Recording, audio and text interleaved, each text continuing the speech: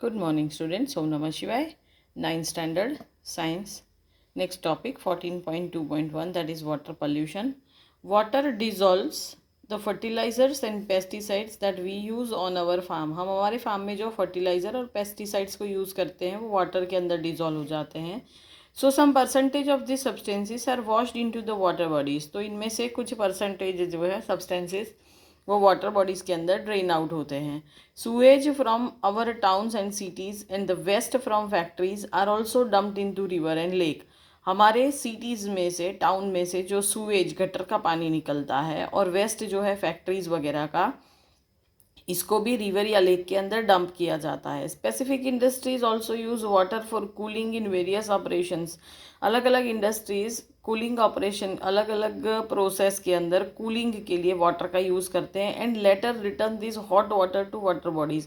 फिर ये गर्म पानी जो है उसको वाटर बॉडीज़ में रिलीज़ कर देते हैं. Another manner in which the temperature of the water in rivers can be affected is when water is released from dams. दूसरा जो वाटर, रिवर वाटर को उसके टेम्परेचर पे इफेक्ट करने वाला फैक्टर है, that is water release from dam. Dam से जो पानी छोड़ा जाता है. The water inside the deep reservoir would be colder than the water at the surface which get heated by the sun. Dam के अंदर पानी भरा हुआ होता है तो लोअर सरफेस में जो पानी होता है वो ठंडा रहता है, अपर सरफेस सन को फेस करती है तो ये पानी गर्म रहता है.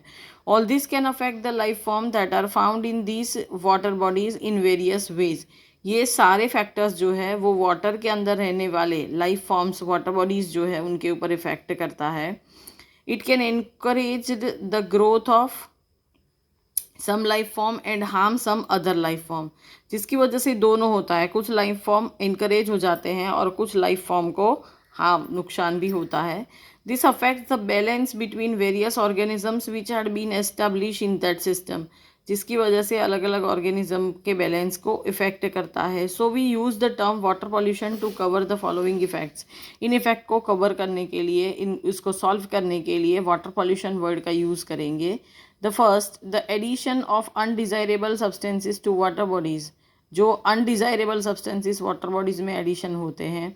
The substances could be the fertilisers and pesticide use in farming और they could be poisonous substances like mercury salts which are used by paper industries.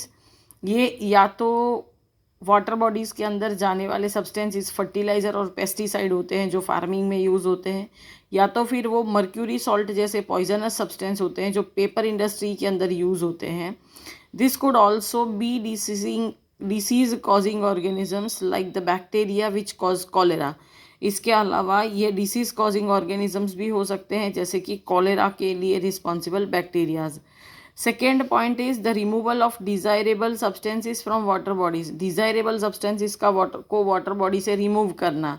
First था अनडिज़ायरेबल सब्सटेंसेस को ऐड करना, दूसरा डिज़ायरेबल सब्सटेंसेस को remove करना. Dissolved oxygen is used by the animals and plant that live in water. जो plant और animals पानी के अंदर रहते हैं वो डिजोल्व्ड ऑक्सीजन का यूज़ करते हैं. Any change that reduces the amount of this dissolved oxygen would adversely affect this aquatic organisms. अगर डिजोल्व्ड ऑक्सीजन का प्रपोर्शन कोई भी मेथड से कम किया जाता है तो ये एक्वेटिक ऑर्गेनिज्म के ऊपर असर दिखाता है, अफेक्ट करता है. Other nutrients could also be depleted from the water bodies. दूसरे न्यूट्रिएंट्स भी वाटर बॉडी से डिप्लेट हो जाते हैं.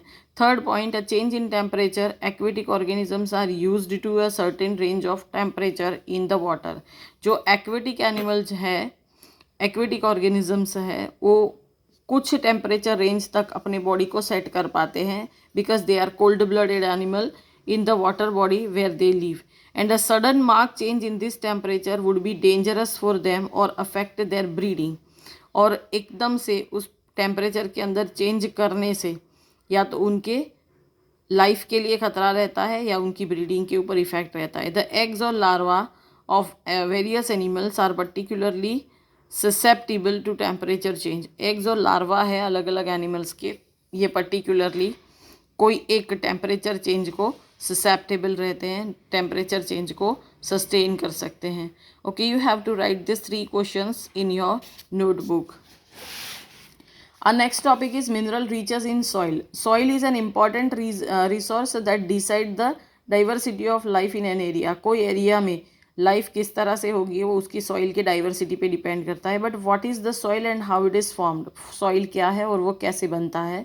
The outermost layer of the earth is called the crust and the minerals found in this layer supply a variety of nutrient to life forms. जो outer layer है earth के crust का उसको soil कहते हैं और ये मिनरल इसके अंदर जो मिलते हैं वो अलग अलग लाइफ फॉर्म को न्यूट्रिएंट सप्लाई करते हैं. But this minerals will not be available to the organism if the minerals are bound up in huge rock. पर ये मिनरल अगर बड़े बड़े रॉक के फॉर्म में हैं तो अवेलेबल नहीं रहते हैं. Over long period of time, thousands and millions of years, हजारों लाखों साल के टाइम पीरियड के बाद, the rocks at or near the surface of the earth are broken down by various physical, chemical and some biological process. सालों के process के बाद अर्थ जो है ये फिजिकल, केमिकल या बायोलॉजिकल प्रोसेस से ब्रेक डाउन होता है. The end product of this breaking known is the fine particle of soil. और इसका जो एंड प्रोडक्ट है ब्रेकिंग डाउन का उसको सॉइल कहते हैं जो फाइन पार्टिकल्स में रहता है. But what are the factors और प्रोसेस दैट मेक सॉइल. पर कौन कौन से फैक्टर्स हैं जो सॉइल बनने के लिए रिस्पॉन्सिबल है. That are 4 factors. The sun, water, wind and living organisms. How sun. Sun heats up rocks during the day so that they expand. At night this rocks cool down and contract. दिन में sunlight की वजह से rock गर्म होता है, रात में ठंडा. This since all parts of the rock do not expand and contract at the same rate. जब गर्म होता है तो एक्सपांड होता है, ठंडा होने पर कॉन्ट्रैक्ट होता है. पर रॉक का हर एक पार्ट जो है वो एक जैसी प्रोसेस से, एक जैसे रेट से एक्सपांड भी नहीं होता, कॉन्ट्रैक्ट भी नहीं होता. This result in the formation of cracks and ultimately the huge rock breakup into smaller pieces. जिसकी वजह से क्रैक आ जाते हैं और धीरे धीरे फिर ये बड़ा सा रॉक जो है वो स्मॉलर पीसेस में टूटता है. Next component is water. Water helps in the formation of soil in 2 ways. Water 2 तरीके से सॉइल के फॉर्मेशन में हेल्प करता है. One, water could get in to the cracks in the rock formed due to uneven heating by the sun. Sun की वजह से, जो अनइवन हीटिंग की वजह से रॉक के अंदर क्रैक आती है, पानी उसमें फंस जाता है. If this water later freezes, अगर बाद में ये वाटर ठंडा होता है, it would cause the crack to widen, जिसकी वजह से क्रैक वाइड होती है, चौड़ी हो जाती है.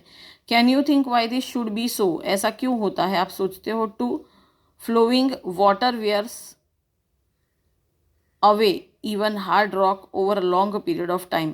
फ्लोइंग वाटर दूसरा रीज़न है. Flowing water wears away, hard rock है तो भी अपने साथ खींच के उसको ले जाता है long period of time. Fast flowing water often carries big and small particles of rock down streams. Fast flowing water जो है वो बहुत बार बड़े छोटे पार्टिकल्स को अपने साथ डाउन स्ट्रीम्स ले जाता है. This rocks rub against other rock and the resultant abrasion causes the rock to wear down into smaller and smaller particles. ये जो रॉक्स है वो घिसता जाता है, घिसते घिसते लास्ट में छोटे से छोटे पार्टिकल में डिवाइड होता रहता है. The water then takes this particle along with it and deposit it further down its path. Water इस पार्टिकल को अपने साथ ले जाता है और अपने पाथ में कहीं पे उसको सेटल डिपॉजिट कर देता है. सॉइल इज दस found in places far away from its parent rock. इसकी वजह से जो पेरेंट रॉक है उससे थोड़ा दूर ऑलवेज सॉइल फाइंड रहती है. Wind in the process similar to the way in which water rubs against rocks and wears them down. Strong wind also erode rocks down. जिस तरह से वाटर अपने साथ कोई रॉक को ले जाता है और वो रॉक थोड़ा थोड़ा घिसता रहता है, इरोड होता रहता है. In the same way wind also, heavy wind जो है वो भी रॉक को अपने साथ ले जाता है और इरोजन उसका होता रहता है. The wind also carries sand from one place to the other like water does. जैसे वाटर ले जाता है उसी तरह से विंड भी एक से दूसरी जगह पर सॉइल पार्टिकल्स को लेके जाती है. Living organisms. Living organism also influence the formation of soil. Living organism भी सॉइल के फॉर्मेशन को असर करता है. The lichen that we read about earlier, जिस लाइकेन के बारे में हमने पहले पढ़ा, also grows on the surface of rocks, वो रॉक के सरफेस के ऊपर भी ग्रो करता है. While growing they release a certain substances that cause the rock surface to powder down. जब भी ग्रो होता है तो वो कुछ ऐसे सब्सटेंस अपने अंदर से रिलीज करता है जिसकी वजह से रॉक का सरफेस है वो पाउडरी फॉर्म में आ जाता है. And form a thin layer of soil, और सॉइल का एक पतला सा लेयर बनाता है. Other small plants like moss are able to grow on this surface now and they cause the rock to break up further. अभी दूसरे छोटे छोटे प्लांट जैसे कि मॉस वगैरह है, ये अपनी सरफेस के ऊपर ग्रो होते हैं रॉक की सरफेस के ऊपर, और उसकी वजह से भी रॉक फर्दर ब्रेक डाउन करता है. The roots of the rocks and as the roots grow bigger the crack is forced bigger. जो क्रैक के अंदर उसके रूट चलते रहते हैं और फिर रूट्स जैसे ग्रो करते हैं तो क्रैक थोड़े बिगर हो जाते हैं. You have to perform an activity, that is take some soil and put it into a beaker containing water. The water should be at least 5 times the amount of the soil taken. जितना soil लेते हो उससे 5 times जितना water ले लो और दोनों को beaker में मिक्स करो. Stir the soil and water vigorously and allow the soil to settle down. Observe after some time. अच्छी तरह से स्पीड में सॉइल को हिला लो और फिर बाद में उसको थोड़ी देर के लिए सेटल करने के लिए छोड़ दो. Is the soil at the bottom of the beaker homogeneous और हैव लेयर्स फॉर्म. होमोजीनियस है कि लेयर्स बनते हैं, तो ओबियस लेयर बनेंगे. If layers have formed how is one layer different from the other. Layers तो बनते ही हैं, तो एक लेयर दूसरे लेयर से अलग कैसे हैं. देख सकते हैं कि रॉक या सॉइल के पार्टिकल्स की साइज़ के फॉर्म से अलग है. Is there anything floating on the surface of the water. Water की सरफेस पे कुछ फ्लोट करता है. येस, ड्राई लीव्स और वो हमस जो है वो फ्लोट करेगा. Do you think some substances would have dissolve in the water. How would you check. कुछ सब्सटेंसेस वाटर के अंदर डिजॉल्व हुए होते हैं ऐसा आप सोचते हो. अगर है तो आप उसको कैसे चेक करोगे. As you have seen, soil is a mixture. It contains small particle of rock of different sizes. It also contains bits of decayed living organisms which is called humus. जैसे हम जानते हैं सॉइल मिक्सचर है तो उसके अंदर rock के अलग अलग पार्टिकल्स दिखेंगे और जो लिविंग ऑर्गेनिजम्स डिकेड है वो भी दिखेगी जिसको हमस कहेंगे. In addition soil also contain various forms of microscopic life. इसके अलावा सॉइल के अंदर अलग अलग साइज़ की माइक्रोस्कोपिक ऑर्गेनिजम्स भी रहते हैं. The type of soil is decided by the average size of particles found in it. जो टाइप है सॉइल का ये डिसाइड करता है एवरेज साइज ऑफ पार्टिकल जो उसके अंदर देखने को मिलते हैं. The quality of the soil is decided by the amount of hummus.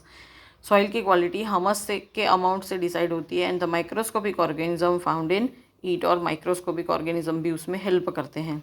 Hummus is a major factor in deciding the soil structure because it causes the soil to become more porous and allow water and air to penetrate deep underground. हमस जो है वो खास करके major factor है जो soil का structure decide करता है, क्योंकि उसके होने की वजह से सॉइल पोरस होती है. पोरस मतलब ज़्यादा छेदे वाली होती है और उसके अंदर से वाटर और एयर अच्छी तरह से अंडरग्राउंड तक पेनिट्रेट हो सकते हैं. The mineral nutrients that are found in a particular soil depend on the rocks it was formed from. जो मिनरल न्यूट्रिएंट्स है वो किस तरह के रॉक से बनी हुई सॉइल है उसके ऊपर डिपेंड करता है. The nutrients content of a soil, the amount of humus present in it and the depth of the soil. जो न्यूट्रिएंट कंटेंट प्रेजेंट है सॉइल में, हमस कितनी प्रेजेंट है सॉइल में और सॉइल की डेप्थ कितनी है, गहराई कितनी है, are some factors that decide which plant will thrive. ये डिसाइड करते हैं कि कौन से प्लांट उस सॉइल में उगेंगे. Thus the top most layer of the soil that contain humus and living organism in addition to the soil particle is called top soil. इसके लिए जो ये पार्टिकल्स रहते हैं और सॉइल जो है जिसके अंदर ऑर्गेनिजम्स मिलते हैं लिविंग ऑर्गेनिज्म, और वो उसको टॉप सॉइल कहते हैं. The quality of the top soil is an important factor that decide biodiversity in the area. कोई भी एरिया में बायोडाइवर्सिटी डिसाइड करने के लिए इंपॉर्टेंट फैक्टर है top soil. Modern farming practices involve the use of large amount of fertiliser and pesticide. Modern farming practice में ज़्यादातर amount में फर्टिलाइज़र और पेस्टिसाइड का यूज़ करते हैं.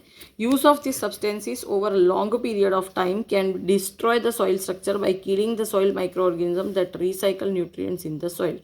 जो माइक्रो ऑर्गेनिजम्स हैं वो न्यूट्रिएंट्स को सॉइल के अंदर रिसाइकल करते हैं, पर ज़्यादा यूज़ फर्टिलाइज़र वगैरह का करने से लॉन्ग टाइम में सॉइल का स्ट्रक्चर डिस्ट्रॉय हो जाता है. It also kills the earthworm which are instrumental in making the rich humus. ये अर्थवॉर्म को भी मारता है जो रीच हमस के लिए रिस्पॉन्सिबल है। Fertile soil can quickly be turn barren if sustainable practices are not followed. अगर सही तरीके से ध्यान न रखा जाए तो जो फर्टाइल सॉइल है वो भी जल्दी से बैरन हो सकती है। Removal of useful component from the soil and addition of other substances which adversely affect the fertility of the soil and kill the diversity of organism that live in it is called soil pollution। जो useful component का soil से remove करना और addition जितना addition of the substances which adversely affect, जो fertility को गलत असर करता है, ऐसे सब्सटेंसेस को ऐड करना और डाइवर्सिटी ऑफ ऑर्गेनिज्म को कील करना, उसको सॉइल पॉल्यूशन कहते हैं। The soil that we see today is one place has the created today in one place has been created over a long period of time।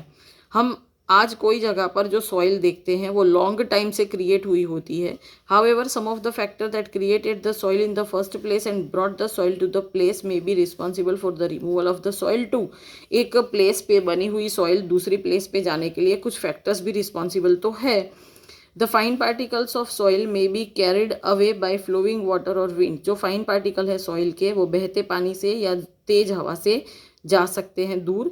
If all the soil gets washed away and the rocks underneath are exposed, we have lost a valuable resource because very little will grow on the rock। अगर soil का layer पूरा का पूरा wash out हो जाता है और हमें नीचे रॉक दिखने लगता है, इसका मतलब है कि हमने बहुत सारा वैल्यूएबल रिसोर्स जो है वो खोया है, क्योंकि इतने रॉक के ऊपर बहुत कम चीज़ें उगा करती है।